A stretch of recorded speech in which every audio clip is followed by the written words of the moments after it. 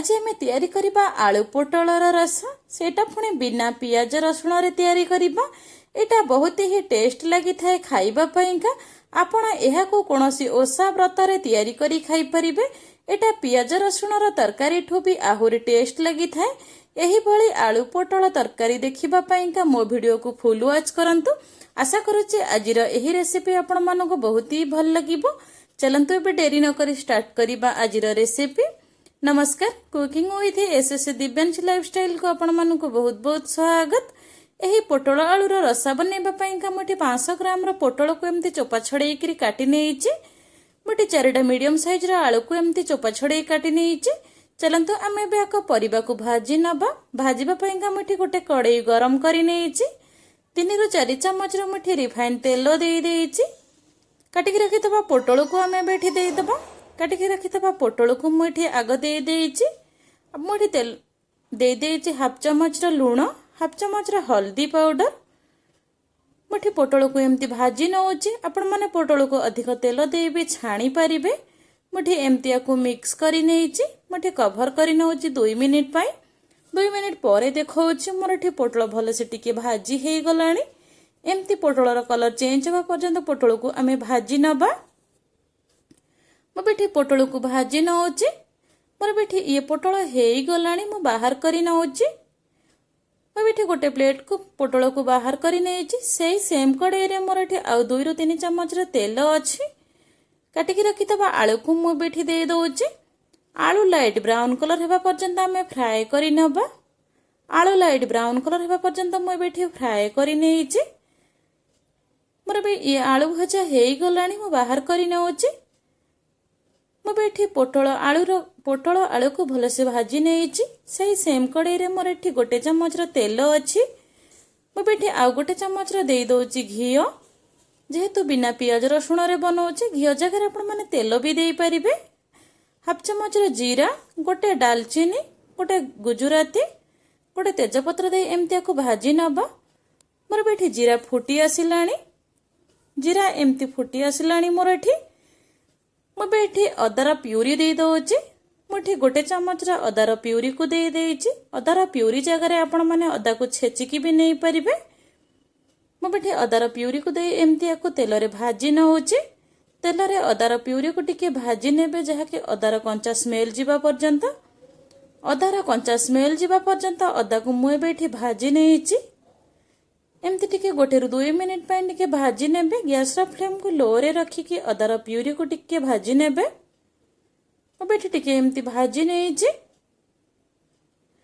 आमे बे एई जगह रे देई दबा टमाटर रो प्यूरी को। मोठी टमाटर रो प्यूरी देई देइची जहा कि ग्रेवी रो कंसिस्टेंसी बहुत भलो रहिबो। टमाटर रो प्यूरी जगह रे आपण माने टमाटर को काटी के देई परिबे। मोटे 2टा टमाटर को प्यूरी बनेई देइची। मो बेठी टमाटर रो प्यूरी को देई देइची। एमती टमाटर को प्यूरी को दे एमती अदा सह आमे मिक्स करी नबा। मो बेठी अदा सह भलो से मिक्स करी नउची।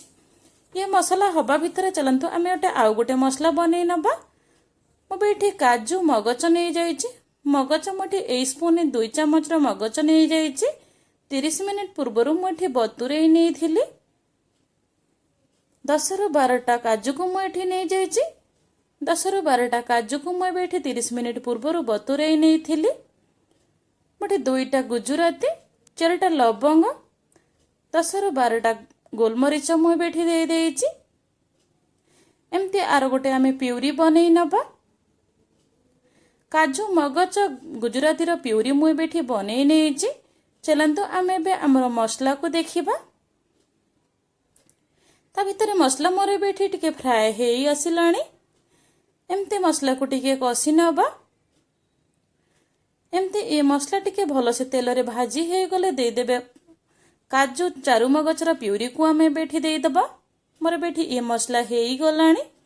मो बेठी काजू चारू मगच रा प्यूरी को दे देइची। एमती प्यूरी को दे एमती कसी नउची। एमती मसला सह भलो से कसी नेबे। मो बेठी मसला सह भलो से कसी नउची। चलंतु आमे बे एथरे गुंड मसला देबा। मो बेठी गोटे चम्मच दे देइची रेड चिली पाउडर, गोटे चम्मच हल्दी पाउडर, गोटे चम्मच मो बेठी दे देइची धनिया पाउडर, गोटे चम्मच दे देइची जीरा पाउडर। एमती सब सुखा मसला दे आम एमती फ्राए कर नबा। जेहेतु सुखा मसला देचे काजू भी देचे कड़ई लगी जाऊँगी। मुझे 2 ରୁ 3 ଚାମଚ पानी दे देइछि। मुझे दे देइछि 1 ଚାମଚ कस्तूरी मेथी। कस्तूरी मेथी बिल्कुल स्किप करेनि जहाँकि फ्लेवर बहुत भल रहिबो।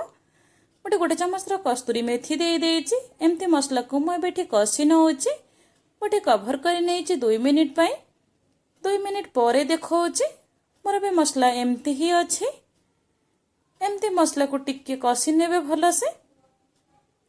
एबे मसला मोर भलसे हेई गलाणी। भाजिकी रखितबा पोटल आलू को आमे बेठी देई दबा। भाजिकी रखितबा पोटल आलू को मु बेठी देई देइछि।